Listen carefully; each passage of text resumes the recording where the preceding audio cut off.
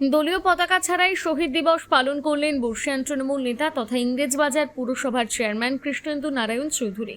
মঙ্গলবার 21শে জুলাই পালন নিয়ে যখন ছন্নছাড়া কর্মীর সমর্থকরা, তখন দলীয় পতাকা ছাড়া শহীদ দিবস পালন করলেন কৃষ্ণেন্দু নারায়ণ চৌধুরী।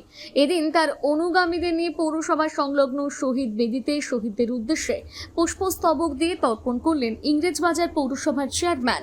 কোনো দলীয় পতাকা নেই কেন, এই প্রশ্নের উত্তরে কৃষ্ণেন্দু নারায়ণ চৌধুরী বলেন, দলই যখন ছন্নছাড়া তখন এছাড়া উপায় নেই, যে কারণে এবারও প্রথম 21শে জুলাই অনুষ্ঠানে কলকাতায় না গিয়ে নিজের জেলাতে পালন করলেন কৃষ্ণেন্দু। তবে এদিন তার সঙ্গে দেখা যায়নি অন্য কোনো তৃণমূল নেতাদের।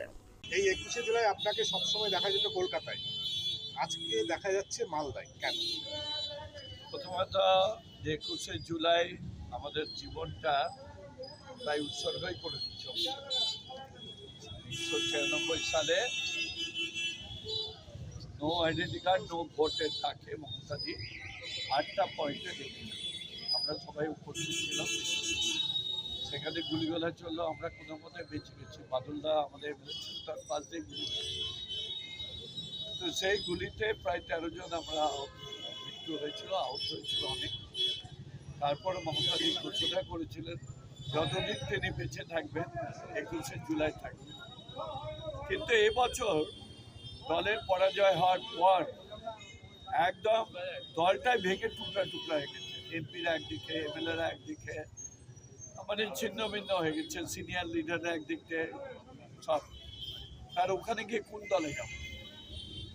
তাই মনের দিক দিয়ে সিদ্ধান্ত নিলাম 21শে জুলাই আমাদের মালদাতে শহীদ হইতেই মাল্যদান করে 13 জন শহীদকে আমরা তো দলের তরফ থেকে কোনো ডাক আসেনি যে গেলেন না? না, আমাদেরকে কেউ ডাকেনি, আমরা যাই। জেলা থেকে জেলায় যে যারা মালদা জেলায় কটা গ্রুপ তাহলে এখন? মালদা জেলায় গ্রুপ করে আমি কি করে বলবো?